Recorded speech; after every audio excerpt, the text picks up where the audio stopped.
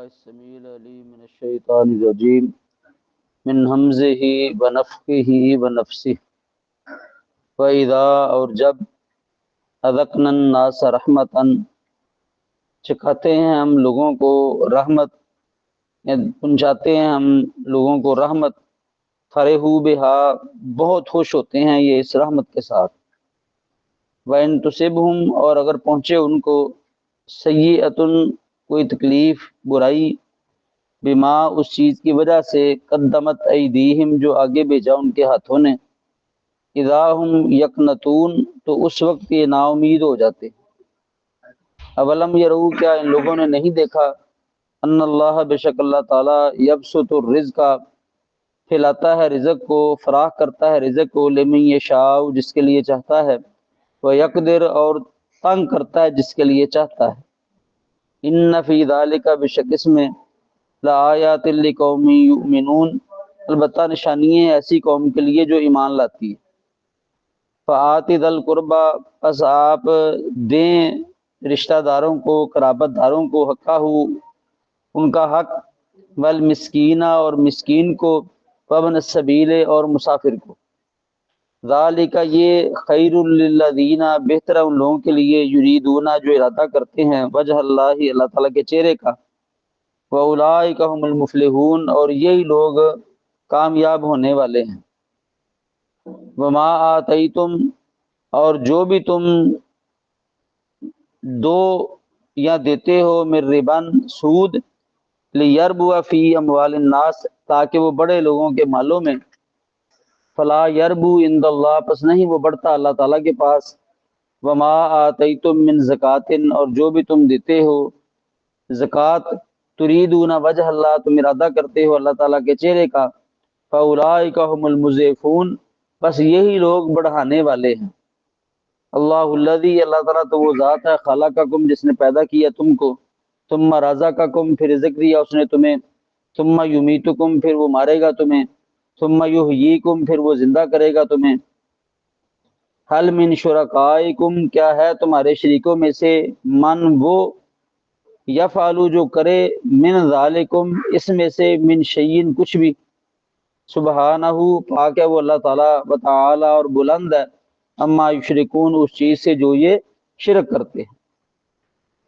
ظہر الفساد ظاہر ہو گیا فساد، فی البر خشکی کے اندر، والبحر اور سمندر کے اندر، بما اس چیز کی وجہ سے، کسبت ایدی الناس جو کمایا لوگوں کے ہاتھوں نے، لیذیقہم تاکہ وہ اللہ تعالیٰ پہنچائے انہیں، چکھائے انہیں، بعد الذی بعض وہ چیز، عملو جو انہوں نے عمل کیے، لعلہم یرجعون شاید کہ یہ لوٹ آئے۔ کل کہہ دیجیے نبی صلی اللہ علیہ وسلم ان لوگوں کو، سیرو چلو تم فی الارض زمین میں، فانظروا پس تم دیکھو، کیف کان عاقبۃ الذین کیسا تھا انجام ان لوگوں کا، من قبل جو ان سے پہلے گزر چکے، کان اکثرہم مشرکین تھے ان کے اکثر شرک کرنے والے۔ وَإِذَا اور جب أَذَقْنَا النَّاسَ چکھاتے ہیں ہم لوگوں کو، دیتے ہیں ہم لوگوں کو، پہنچاتے ہیں ہم لوگوں کو رحمت رحمت، فرحوا بہا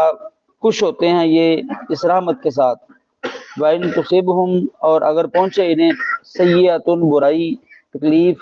بما اس چیز کی وجہ سے قدمت ایدیہم جو آگے بھیجا ان کے ہاتھوں نے، اذا ہم یقنطون تو اس وقت یہ لوگ نا امید ہو جاتے ہیں۔ اولم یرو کیا ان لوگوں نے نہیں دیکھا، ان اللہ بے شک اللہ تعالیٰ یبسط الرزق پھیلاتا ہے رزق کو، لمن یشاء جس کے لیے چاہتا ہے، ویقدر اور تنگ کرتا ہے۔ ان فی ذالک بے شک اس میں لآیات لقوم یؤمنون البتہ نشانی ہے ایسی قوم کے لیے جو ایمان لاتی ہے۔ فآت ذی القربی پس آپ دیں قرابت داروں کو، حقہ ان کا حق، والمسکین اور مسکین کو، وابن السبیل اور مسافر کو، ذالک یہ خیر للذین بہتر ہے ان لوگوں کے لیے، یریدون وجہ اللہ جو ارادہ کرتے ہیں اللہ تعالیٰ کے چہرے کا، واولئک هم المفلحون اور یہی لوگ کامیاب ہونے والے ہیں۔ وما آتیتم من ربا لیربو فی اموال الناس اور جو بھی تم دیتے ہو سود تاکہ وہ بڑے لوگوں کے مالوں میں، فلا یربو عند اللہ پس نہیں وہ بڑھتا اللہ تعالیٰ کے پاس۔ وما آتیتم من زکات، اور جو بھی تم دیتے ہو زکوٰۃ، تریدون وجہ اللہ، تم ارادہ کرتے ہو اللہ تعالیٰ کے چہرے کا، فاولئک هم المضعفون، بس یہی لوگ بڑھانے والے ہیں۔ اللہ الذی، اللہ تعالیٰ تو وہ ذات ہے، خلقکم، جس نے پیدا کیا تم کو، ثم رزقکم، پھر اس نے رزق دیا تم کو، ثم یمیتکم، پھر وہ مارے گا تمہیں، ثم یحییکم، پھر وہ زندہ کرے گا تمہیں۔ حل، کیا ہے، من شرکائکم، تمہارے شریکوں میں، من، وہ بھی، یفعلو، جو کرے، من ذالکم، ان کاموں میں سے، من شیء، کچھ بھی، سبحانہ، پاک ہے وہ اللہ تعالیٰ، و تعالی، اور بلند ہے، اما یشرکون، اس چیز سے جو یہ شرک کرتے ہیں۔ ظہر الفساد، ظاہر ہو گیا فساد، فی البر، خشکی کے اندر، والبحر، اور سمندر کے اندر، بما، اس چیز کی وجہ سے، کسبت ایدی الناس، جو کمایا لوگوں کے ہاتھوں نے، لیذیقہم، تاکہ چکھائے وہ اللہ تعالیٰ انہیں، بعد الذی، بعض اس چیز کا، وبال، عملو، جو انہوں نے عمل کیے، لعلہم یرجعون، شاید کہ یہ لوٹ آئیں۔ کل کہہ دیجیے نبی صلی اللہ علیہ وسلم ان لوگوں کو، سیرو، چلو تم فی الارض، زمین میں، فانظروا، پس تم دیکھو، کیفا، کانا، عاقبۃ الذین من قبل، کیسا تھا انجام ان لوگوں کا جو ان سے پہلے گزر چکے، کانا اکثرہم مشرکین، تھے ان کے اکثر مشرک، وَإِذَا، اور جب، أَذَقْنَا النَّاسَ رَحْمَةً، پہنچاتے ہیں ہم لوگوں کو، چکاتے ہیں ہم لوگوں کو رحمت، فرحوا بہا، خوش ہوتے ہیں وہ اس کے ساتھ، وَإِن تُصِبْهُمْ سَيِّئَةٌ بِمَا قَدَّمَتْ أَيْدِيهِمْ، اور جب پہنچ دیا انہیں کوئی تکلیف اس چیز کی وجہ سے جو آگے بھیجا ان کے ہاتھوں نے،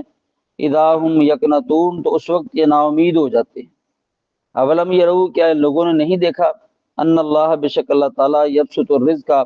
پھیلاتا ہے، فراخ کرتا ہے رزق، لمن یشاء، جس کے لیے چاہتا ہے، ویقدر، اور جس کے لیے چاہتا ہے تنگ کر دیتا ہے، ان فی ذالک، بے شک اس میں، لآیات لقوم یؤمنون، البتہ نشانیاں ہیں ایسی قوم کے لیے جو ایمان لاتی ہے۔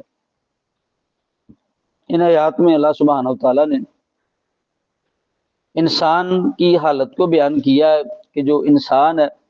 اس کی حالت بھی بڑی عجیب ہے۔ جب اللہ تعالیٰ ان پر اپنی کوئی رحمت فرماتا ہے، انہیں کو خوشی دیتا ہے، خوشحالی آتی ہے، بڑے خوش ہوتے، اور جب انہیں کوئی مصیبت پہنچتی ہے اور مصیبت ان کے اپنے اعمال کی وجہ سے آتی ہے تو یہ نا امید ہو جاتے ہیں۔ رحمت آتی ہے، اللہ تعالیٰ خوشحالی دیتا ہے، حالات آسان ہو جاتے ہیں، تو یہ لوگ خوش بھی ہوتے ہیں، اور یہ جتنی خوشحالی ہے اس کی نسبت اپنی طرف ہی کرتے ہیں، اور عمومی طور پر دیکھا گیا کہ صورتحال ایسے ہی ہوتی ہے، اسے اللہ تعالیٰ کی رحمت قرار نہیں دیتے، اللہ سبحانہ وتعالیٰ کا فضل قرار نہیں دیتے۔ آج کسی کا کوئی کاروبار چل نکلے نا تو وہ کہتا جی محنت ہی بڑی کی ہے، پلاننگ ہی بڑی کی ہے، عقل سے کام لیا ہے، تب ہم اس مقام پر پہنچے، دن رات محنت کی ہے۔ یہ نہیں کہتا کہ اللہ نے فضل کیا، ہم نے تو کوشش ہی کی تھی نا، اللہ نے رحمت فرمائی ہے، اللہ تعالیٰ نے کاروبار چلا دیا، ہمیں عطا کر دیا، نسبت اللہ تعالیٰ کی طرف نہیں کرتا۔ اللہ کے رحمت وہ اللہ سبحانہ وتعالیٰ پہنچاتا ہے،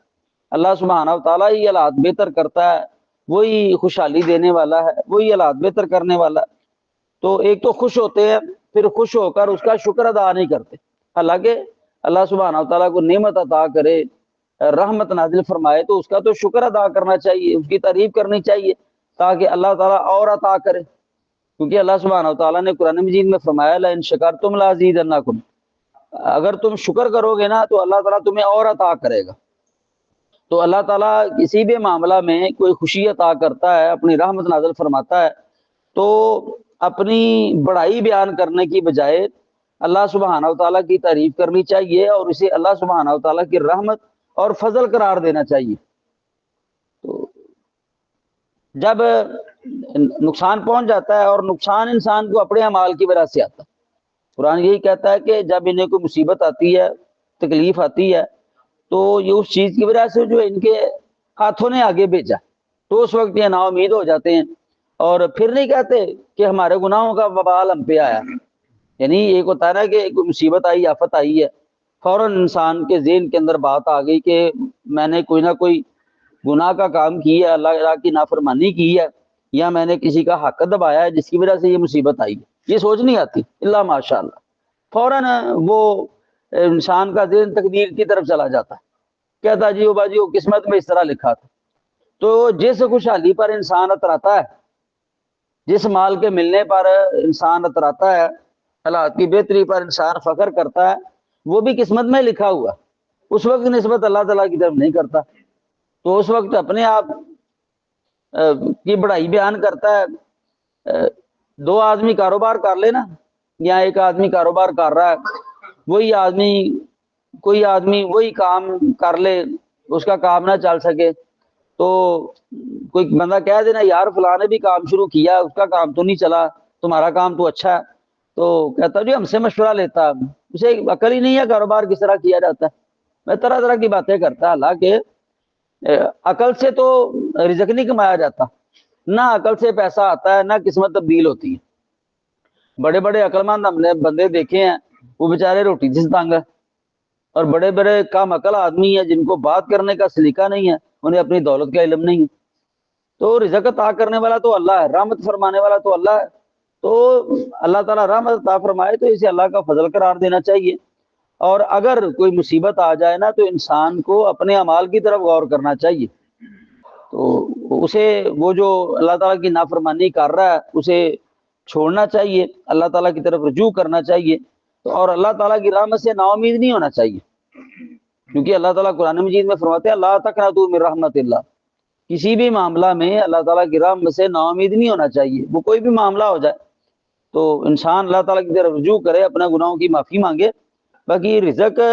کا زیادہ ملنا یا کم ملنا یہ اللہ سبحانہ تعالیٰ کے اختیار میں ہے، اللہ فرماتے کیا ان لوگوں نے دیکھا نہیں ہے، اللہ تعالیٰ جس کا چاہتا رزق بڑھا دیتا ہے، جس کا چاہتا تنگ کرتا ہے، لیکن اگر وہ کسی کو زیادہ دیتا ہے یہ بھی اس کا عین عدل و انصاف ہے، وہ کسی کو کم دیتا ہے یہ بھی عین اس کا عدل و انصاف ہے، انسان کے لیے اتنا بہتر ہوتا ہے، اللہ اتنا ہی اس کو عطا کرتا ہے، اور آزمائش مقصود ہے، اللہ مال دے کر بھی آزماتا ہے اور نہ دے کر بھی آزماتا ہے، تو اللہ سبحانہ تعالیٰ کی آزمائش پر پورا اتر تو کوئی نہیں سکتا، لیکن کم سے کم جو اللہ تعالیٰ عطا کرتا ہے انسان کو اس پر راضی رہنا چاہیے اور اس پر قناعت کرنی چاہیے،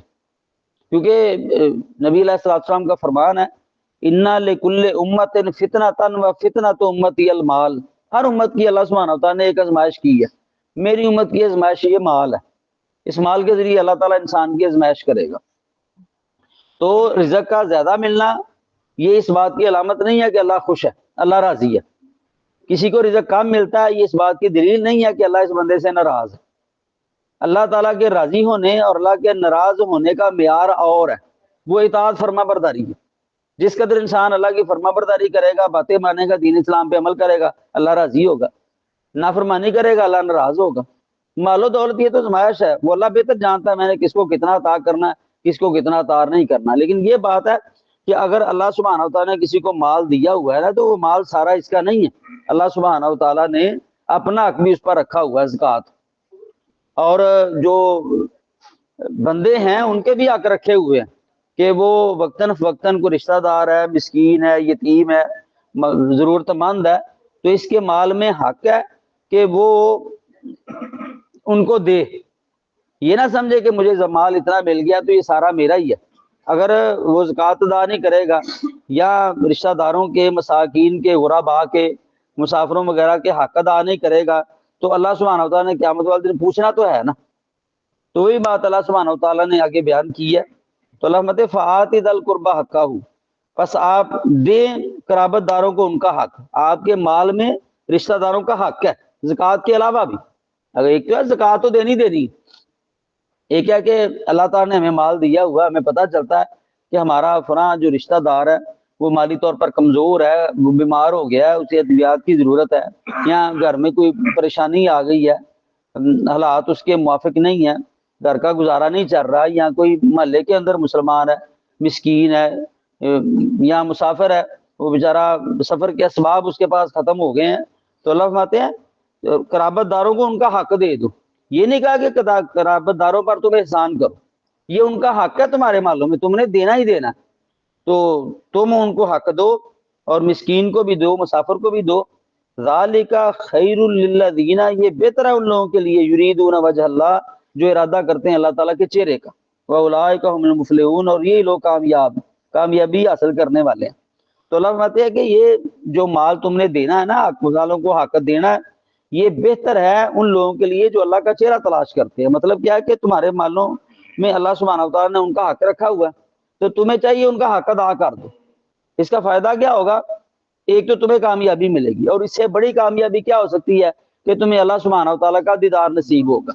تو اللہ سبحانہ وتعالیٰ ہم سب کو ان لوگوں میں شامل فرمائے جن کو اللہ تعالیٰ اپنا دیدار فرمائیں گے۔ اچھا، عمومی طور پر نا کئی ترجموں میں آپ دیکھیں گے یا سنیں گے کہ وہ ترجمہ کرتے ہیں یریدون وجہ اللہ، وہ اللہ تعالیٰ کی رضا تلاش کرتے ہیں۔ یہ بات یاد رکھیں کہ یہاں لفظ آیا وجہ کا، اور وجہ چہرے کو کہتے ہیں، اور اللہ سبحانہ وتعالیٰ کے بارے میں، اللہ تعالیٰ کی صفات کے بارے میں یا ذات کے بارے میں جو بات آ جائے نا، اسے من وان تسلیم کرنا چاہیے،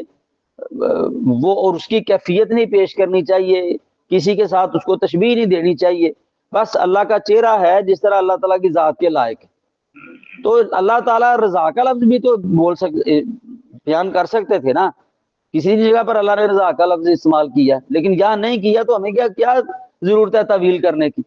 جب اللہ تعالیٰ کا چہرہ ہے، قرآن بتا رہا ہے، تو ہمیں معنی چہرہ ہی کرنا چاہیے کہ وہ اللہ تعالیٰ کا چہرہ تلاش کرتے ہیں، مراد اللہ سبحانہ وتعالیٰ انہیں اپنا دیدار کرائے گا۔ اور صحیح حدیث کے اندر یہ بات موجود ہے کہ جب جنتی جنت کے اندر چلے جائیں گے تو اللہ سبحانہ وتعالیٰ ان سے پوچھیں گے کہ کیا تمہیں کوئی اور چیز چاہیے؟ تو وہ کہیں گے کہ الم تبید وجوہنا وتدخلنا الجنۃ وتنجینا من النار، کہیں گے کہ اللہ کیا آپ نے ہمیں جنت میں داخل نہیں کیا، جہنم سے نہیں بچایا، ہمارے چہروں کو روشن نہیں کیا، تو ہمیں اور کیا چاہیے؟ تو حدیث کے اندر آتا ہے فیکشف الحجاب، اللہ سبحانہ وتعالیٰ وہ جو نور کا پردہ ہے نا اللہ تعالیٰ نے اپنے آگے رکھا ہوا ہے، اللہ اس کو ہٹا دے گا۔ فما اوتوا شیئا احب الیہم من النظر الی ربہم تبارک و تعالی، تو اس وقت انہیں سب سے زیادہ جو محبوب چیز ہوگی وہ اللہ سبحانہ وتعالیٰ کا چہرے کا دیدار ہوگا۔ اس کے مقابلے میں جتنی نعمتیں ہیں نا، یوں سمجھ لیں وہ سب کو بھول جائیں گے، اور سب سے اعلیٰ جو نعمت ہے وہ اللہ سبحانہ وتعالیٰ کا دیدار ہے۔ تو اللہ فرماتے ہیں کہ یہ جو مساکین کا، مسافروں کا، رشتہ داروں کا حق ادا کرتے ہیں نا، اصل میں یہ اللہ تعالیٰ کا چہرہ تلاش کرتے ہیں، اللہ سبحانہ وتعالیٰ ان کا اپنا دیدار کروائے گا، اور یہی لوگ کامیاب ہیں۔ اچھا، اب انسان کی فطرت میں مال کی محبت ڈال دی گئی۔ اب مال زیادہ دینا کم دینا یہ تو اللہ سبحانہ وتعالیٰ کے اختیار میں ہے، اور مال بڑھانے کے لیے بعض دفعہ انسان نجائز رائے کو اختیار کرتا ہے۔ اللہ سبحانہ وتعالیٰ نے انسان کی قسمت میں جو کچھ اسے ملنا ہے نا وہ پہلے لکھ دیا، وہ جائز ذرائع کو اختیار کرے یا ناجائز ذرائع کو اختیار کرے۔ تو انسان کو چاہیے کہ وہ جائز ذرائع اختیار کر لے، مال تو اسے اتنا ہی ملنا، ناجائز ذرائع اختیار کرے گا اللہ سبحانہ وتعالیٰ ناراض بھی ہوگا۔ تو ان ناجائز ذرائع میں ایک ذریعہ سود ہے۔ تو اللہ فرماتے ہیں یہ جو تم سودی معاملات کرتے ہو نا، اس سے تمہارا مال نہیں بڑھتا، اس سے مال کم ہی ہوتا ہے۔ اگر تم نے مال کو بڑھانا ہے نا تو تم اللہ تعالیٰ کے راستے میں مال دو، اللہ کے راستے میں خرچ کرو۔ اللہ سبحانہ وتعالیٰ وہ جو اللہ کے راستے میں مال دیا جاتا ہے نا اس کو بڑھاتا ہے، اس میں برکت نازل فرماتا ہے، اور اس سود کو اللہ سبحانہ وتعالیٰ مٹاتا ہے۔ تو اللہ فرماتے ہیں وما آتیتم من ربا لیربو فی اموال الناس، اور جو تم دیتے ہو سود تاکہ وہ بڑے لوگوں کے مالوں میں، فلا یربو عند اللہ، وہ اللہ تعالیٰ کے ہاں نہیں بڑھتا۔ بظاہر دیکھنے میں سود کی وجہ سے مال بڑھ جاتا ہے، لیکن حقیقت میں وہ مال بڑھتا نہیں ہے، اللہ تعالیٰ اس مال سے برکت بھی ختم کر دیتا ہے، اور ایسے مصائب پریشانیاں انسان پر آتی ہے کہ وہ سارا مال اللہ کسی نہ کسی ذریعے سے نا وہ نکال دیتا ہے، ضائع کر دیتا ہے۔ بظاہر انسان یہی سمجھتا ہے کہ میں نے سود کی وجہ سے مال زیادہ حاصل کر لیا، پریشانیاں آ جاتی ہیں، آفات آتی ہیں، مصائب آتے ہیں، تو اس لیے کوئی بھی سودی معاملہ نا اس سے بچنا چاہیے۔ اہل علم نے اس کی بڑی پیاری مثال بیان کی ہے یہ سود کی۔ کہتے ہیں کہ آدمی کو بیماری لگے اور اس کا جسم پھول جائے، تو بظاہر دیکھنے والا تو یہی سمجھ رہا ہے کہ وہ پھول گیا، موٹا ہو گیا، لیکن حقیقت میں بیماری اس کو اندر سے ختم کر رہی۔ یہی حال سود کے مال کا، بظاہر دیکھنے میں تو بڑھ رہا، بڑا ہوا معلوم ہوتا ہے، لیکن حقیقت میں وہ تباہی کی طرف جا رہا ہے۔ تو بعض اہل علم نے قرآن مجید کی یہ جو آیت ہے نا، اس سے ہمارے ہاں یہ جو نیوندرا چلتا ہے نا شادیوں پہ، اس کو حرام قرار دیا. کہتے ہیں کہ یہ سود کی ایک شکل ہی بنتی ہے. اور اگر انسان غور کرے نا تو واقعتاً ہی بات ایسی ہے. ہمارے ہاں جو سوچ ہے، یہ پہلے یہ جو کام شروع کیا گیا نا، یہ اس لیے کیا گیا تھا کہ لوگوں کی مدد ہو سکے. مطلب کچھ لوگ مالی طور پر کمزور تھے، رشتہ داروں نے سوچا کچھ نہ کچھ رقم جمع کرتے ہیں، ان کو دے دیتے ہیں اپنے اپنے طور پر، جس نے جو چاہ وہ دے دیا. یہ تو اچھی بات ہے. قرآن کہتا ہے وَتَعَاوَنُوا عَلَى الْبِرِّ وَالتَّقْوَىٰ، نیکی پرہیزگاری کے کام میں ایک دوسرے کا تعاون کیا کرو. تو کسی مسلمان کی مدد کرنا یہ تو نیکی ہے نا، تو تعاون کرنا چاہیے. لیکن ہمارے ہاں کیا ہوا کہ یہ تعاون کی شکل میں کام شروع ہوا. اگر ایک بندہ ہے وہ تعاون کی شکل میں کسی کی مدد کر دیتا ہے، اگر وہ غریب ہے یا وہ اگر مالدار ہے، اس نے شادی پہ بلایا ہے، تو تحفے کی شکل میں اسے کوئی نہ کوئی چیز دے دیتا ہے. وہ رقم کی شکل میں دے دے یا ویسے دے دے، اس وقت تو اسلام نے جائز قرار دیا، کیونکہ تعاون کرنا، تحفے دینا یہ تو جائز ہے، اس میں تو کوئی حرج والی بات نہیں ہے. واپسی کی امید نہ رکھے. ہمارے یہاں یہی ہوتا ہے، باقاعدہ اس کو لکھا جاتا ہے.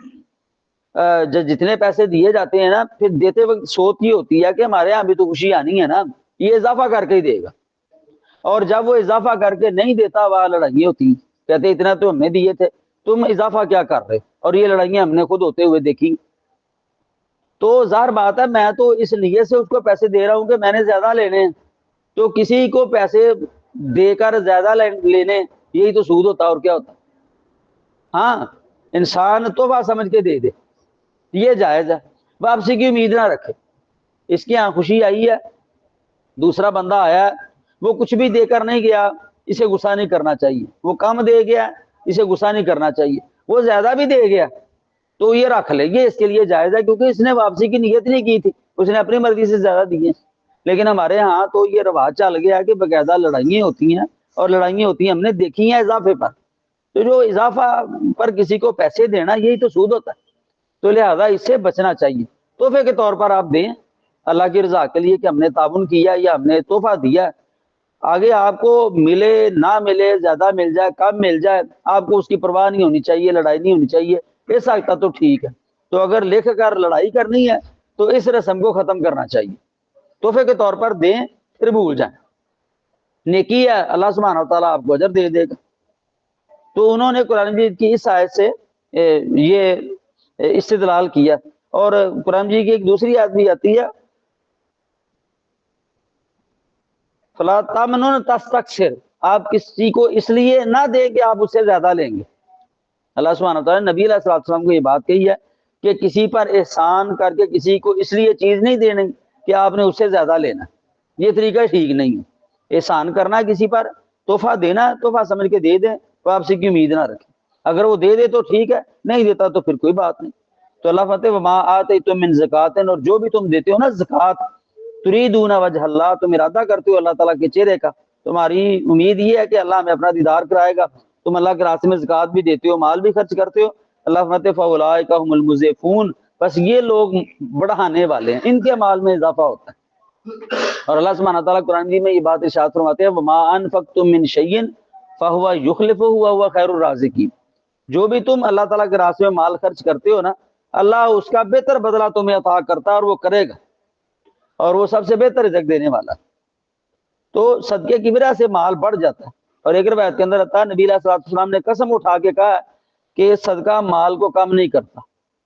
ما نقص صدقۃ من مال، ہمارے یہاں ہوتا ہے نا صدقہ کرنے سے بظاہر مال ایسا ہوتا ہے کم ہو گیا، وہ کم نہیں ہوا، اللہ اس کو بڑھائے گا، کیونکہ بڑھانے والی ذات اللہ سبحانہ وتعالیٰ کی. وہ ایسے اسباب پیدا کرے گا کہ تمہارا مال خود بخود بڑھ جائے گا، برکت بھی ڈالے گا وہ، اور مال بھی بڑھے گا. یہ اللہ سبحانہ وتعالیٰ کا وعدہ ہے. اور ایک روایت کے اندر آتا ہے نبی علیہ الصلوۃ والسلام نے فرمایا، اللہ تعالیٰ یہ بات ارشاد فرماتا ہے یا بنا آدم انفق علیک، یا آدم کے بیٹے تو اللہ کے راستے میں خرچ کر، میں تجھے اور عطا کروں گا. اور اللہ اپنے وعدے میں سچا، اللہ عطا کرتا ہے. تو اللہ مت اللہ الذی، اللہ تعالیٰ تو وہ ذات ہے خلقکم، جس نے پیدا کیا تمہیں، ثم رزقکم، پھر اس نے تمہیں رزق دیا، ثم یمیتکم، پھر وہ تمہیں مارے گا، ثم یحییکم، پھر وہ تمہیں زندہ کرے گا. حل من شرکائکم، کیا ہے تمہارے شریکوں میں، من وہ بھی، یا فالو جو کرے، من ذالکم، ان کاموں میں سے، من شیء کچھ بھی، سبحانہ و تعالی ما یشرکون، وہ اللہ تعالیٰ پاک ہے اور بلند ہے اس چیز سے جو یہ شرک کرتے۔ دراصل مشرکین مکہ انہوں نے اللہ کے علاوہ کئی اور شریک بنائے ہوئے تھے۔ آج بھی ہمارے ہاں کتنے ایسے مسلمان ہیں وہ اللہ کے علاوہ دوسروں کو کرنی والا مانتے ہیں، حاجت روا مشکل کشا مانتے ہیں، اللہ والی صفات انہوں نے مخلوق کے اندر رکھ دی ہیں۔ تو اللہ متے اللہ تو وہ ذات ہے جس نے تمہیں پیدا کیا، تمہیں رزق دیا، تمہیں مارے گا، تمہیں زندہ کرے گا۔ تمہارے شریکوں میں کون سا ایسا شریک ہے جو یہ کام کر سکتا ہو؟ بتلاؤ، کوئی بھی نہیں ہے۔ تو جب کوئی یہ کام کر ہی نہیں سکتا، زندگی موت اللہ سبحانہ و تعالیٰ کے اختیار میں ہے، رزق دینا اللہ کے اختیار میں ہے، پیدا کرنا اللہ تعالیٰ کے اختیار میں ہے، انسان کتنا عقل مند ہے، اس کا اپنا رزق اس کے اختیار میں نہیں ہے۔ یعنی اس سے بڑھ کر دلیل کیا ہو سکتی ہے کہ رزق اللہ سبحانہ و تعالیٰ کے اختیار میں ہے؟ اگر انسان کے اختیار میں رزق ہوتا نا، کوئی انسان بھوکا نہ رہتا۔ تو وہ بڑی کوشش کرتا ہے کہ وہ کمائی کرے لیکن نہیں ہوتی، بسا اوقات وہ کوشش نہیں کرتا، اللہ تعالیٰ کو ایسا سبب اور ذریعہ پیدا کرتا ہے کہ وہ مال مل جاتا ہے۔ تو ہم کہتے ہیں جی وہ اللہ نے تو چھپڑ پھاڑ کر ہی دے دیا، ہمارے یہاں یہ محاورہ بولا جاتا ہے۔ تو اللہ فرماتے کوئی بھی نہیں ہے۔ تو جب اللہ کی برابری کرنے والا کوئی نہیں ہے، اللہ کی صفات کسی اور کے اندر نہیں ہے، تو یہ اللہ تعالیٰ کے شریک تم کیوں ٹھہراتے ہو؟ اللہ شریک سے پاک ہے، اللہ کا کوئی شریک نہیں ہے۔ ظہر الفساد فی البر والبحر بما کسبت ایدی الناس، ظاہر ہو گیا فساد خشکی کے اندر اور سمندر کے اندر اس چیز کی وجہ سے جو کمایا انسانوں کے ہاتھوں نے۔ اللہ فرماتے ہیں کہ اللہ سبحانہ وتعالیٰ نے زمین کو پیدا کر دیا، اس کا نظام چلا دیا، سمندر پیدا کیے، جزیرے بنائے اس کے اندر، اس کا نظام چلا دیا، وہ نظام صحیح چل رہا تھا۔ انسان نے گناہ کیے، انسان کے گناہوں کا وبال آیا اور زمین کے اندر، خشکی کے اندر، تری کے اندر فساد برپا ہو گیا۔ فساد کیا ہے کہ لڑائی جھگڑا، مار کٹائی، قتل و غارت، قحط سالی کا آنا، بارشوں کا نہ ہونا، اور جو ساحل سمندر پر لوگ آباد ہیں وہ بھی متاثر ہوئے، جو جزیروں کے اندر رہنے والے ہیں وہ بھی متاثر ہوئے۔ وہ ایک گویا کہ کائنات کے نظام میں تبدیلی آئی، اور تبدیلی انسان کے گناہوں کی وجہ سے ہی آئی، اور اس میں کوئی شک نہیں ہے۔ اب ظاہر بات ہے جب اللہ کا شریک ٹھہرایا جائے گا، اس سے بڑا ظلم کیا ہے؟ تو پھر خیر و برکت کے دروازے بند ہی ہوں گے نا۔ جب سود کھایا جائے گا، جس کو قرآن نے فاذنوا بحرب من اللہ ورسولہ ہی کہا ہے کہ اللہ اور اس کے رسول صلی اللہ علیہ وسلم کے ساتھ اعلان جنگ ہے، تو وہاں خیر کس طرح نازل ہو سکتی ہے؟ تو اللہ فرماتے ہیں کہ یہ زمین کے اندر جو فساد برپا ہوا ہے نا، اور خشکی کے اندر یا پانی کے اندر، یہ انسان کے اپنے اعمال کا نتیجہ ہے۔ تو یہ فساد کیوں آتا ہے؟ لیذیقہم، تاکہ وہ چکھائے اللہ تعالیٰ انہیں بعض الذی، ان کے بعض اعمال کا وبال، عملو جو انہوں نے کیے، لعلہم یرجعون، شاید کہ یہ دین اسلام کی طرف پلٹ آئے، یہ اللہ کی طرف لوٹ آئے۔ انہوں نے گناہ کیے، ان پر گناہ کا وبال آیا، اللہ سبحانہ و تعالیٰ نے متنبع کیا کوئی نہ کوئی مصیبت بھیج کر، آفت بھیج کر، شاید کہ یہ اللہ کی طرف رجوع کر لے، اپنے گناہوں کی معافی مانگ لے۔ یہ سورہ سجدہ کے اندر ہم پڑھ رہے ہیں وَلَنُذِيقَنَّهُم مِّنَ الْعَذَابِ الْأَدْنَىٰ دُونَ الْعَذَابِ الْأَكْبَرِ لَعَلَّهُمْ يَرْجِعُونَ، بڑے عذاب سے پہلے دنیا کے اندر ہم ان کو چھوٹے چھوٹے عذابوں کے اندر مبتلا کرتے ہیں، شاید یہ ہماری طرف پلٹ آئیں، دین اسلام کی طرف لوٹ آئیں، اللہ کی توحید کی طرف رجوع کر لیں۔ تو یہ بات یاد رکھیں، یہ جتنی انسان پہ پریشانیاں آتی ہیں، مصائب آتے ہیں، انسان کے اپنے گناہوں کا وبال ہوتا ہے۔ بہت کم ہوتا ہے کہ اللہ کی جانب سے آزمائش ہو، انسان کے گناہ کا وبال نہ ہو۔ کوئی پریشانی آئے، مصیبت آئے، تو فوراً انسان کو اللہ کی طرف رجوع کرنا چاہیے، اور اللہ تعالیٰ سے اپنے گناہوں کی معافی مانگنی چاہیے، یہ اعلان کرنا چاہیے کہ اللہ مجھ سے فلاں گناہ ہو گیا، یا مجھ سے گناہ ہوا لیکن میرے علم میں نہیں ہے، تیری ذات معاف کرنے والی ہے، اے اللہ مجھے معاف کر دے، اور انسان بعد میں گناہ نہ کرے۔ تو جو حالات خراب ہوئے ہیں نا، تو اللہ درست کرنے پر بھی قادر ہے، اللہ اس کو درست کر دے گا، کیونکہ حالات کے درست کرنے والی ذات بھی تو اللہ سبحانہ و تعالیٰ کی ہے نا۔ تو اللہ مت ہم لوگوں کو ان کے گناہوں کا وبال دنیا کے اندر چکاتے اس لیے ہے کہ وہ ہماری طرف رجوع کرے۔ تو جب انہوں نے اللہ کی طرف رجوع کر لیا تو جو وبال آیا وہ دور ہو جائے گا۔ بلکہ یہ آتا ہے، نبی علیہ الصلوۃ والسلام خطبہ مسنونہ پڑھا کرتے تھے نا، آپ یہ کہتے تھے وَنَعُوذُ بِاللَّهِ مِنْ شُرُورِ أَنفُسِنَا وَمِنْ سَيِّئَاتِ أَعْمَالِنَا، یا اللہ ہم اپنے نفسوں کی شرارتوں سے تیری پناہ میں آتے ہیں، اور ہم نے جو برے اعمال کیے ہوئے ہیں نا، ان کی برائی اور وبال سے تیری پناہ کے اندر آتے ہیں۔ انسان گناہ کرتا ہے، وبال تو آتا ہے، اسی کو اللہ تعالیٰ نے یہاں بیان کیا۔ تو اللہ تعالیٰ فرماتے ہیں کل کہہ دیجیے نبی صلی اللہ علیہ وسلم لوگوں کو، سیرو چلو تم فی الارض، زمین میں، فانظروا پس تم دیکھو، کیف کان عاقبۃ الذین من قبل، کس طرح انجام ہوا ان لوگوں کا جو ان سے پہلے گزر چکے. یہ تجارت کی غرض سے جاتے ہیں نا، بستیاں ان کے سامنے، کس طرح اللہ سبحانہ وتعالیٰ نے ان کو تباہ و برباد کر دیا. یہ ان کے گناہوں کا وبال ہی تھا جو ان پر آیا. تو اگر تم باز نہیں آؤ گے تو گناہوں کا وبال تم پہ آئے گا، تم تباہ و برباد کر دیے جاؤ گے. کان اکثرہم مشرکین، تھے ان کے اکثر مشرک، یعنی ان کے اکثر مشرک تھے، انہوں نے شرک کیا، صاحب نہ ہوئے، اللہ نے تباہ و برباد کر دیا. تو اے مشرکین مکہ، تم بھی اللہ تعالیٰ کے شریک بنائے ہوئے ہو، اللہ تعالیٰ کے ساتھ شرک کرتے ہو، تائب ہو جاؤ، اللہ کی توحید کو اختیار کر لو. اگر تم نے اللہ کی توحید کو اختیار نہ کیا تو تم پہ بھی وبال آئے گا. وبال کی شکلیں مختلف ہو سکتی ہیں. بدر سے بڑی مصیبت اور تباہی ان کے لیے کیا ہو سکتی ہے؟ کہ بدر کے اندر یہ جو سارے مشرکین کے سردار تھے 24 بڑے بڑے، سارے تو مارے گئے اور رہتی دنیا تک ذلت ان کا مقدر بن گئی. یہ بھی ایک عذاب کی شکل ہے. تو جب اللہ سبحانہ وتعالیٰ کی اطاعت فرمانبرداری کی جاتی ہے اللہ راضی ہوتا ہے، اور جب اس کی نافرمانی کی جاتی ہے اللہ ناراض ہوتا ہے. تو ہمیں چاہیے، اللہ سبحانہ وتعالیٰ نے ہمیں مسلمان بنایا ہے، اپنی توحید کی سمجھ دی ہے، نبی علیہ الصلوۃ والسلام کی رسالت کو ہم مانتے ہیں، تو ہمیں اللہ اور اس کے رسول صلی اللہ علیہ وسلم کے احکامات پر عمل کرنا چاہیے، دین اسلام کے مطابق زندگی بسر کرنی چاہیے. انشاءاللہ اللہ تعالیٰ ہمیں مصائب آفات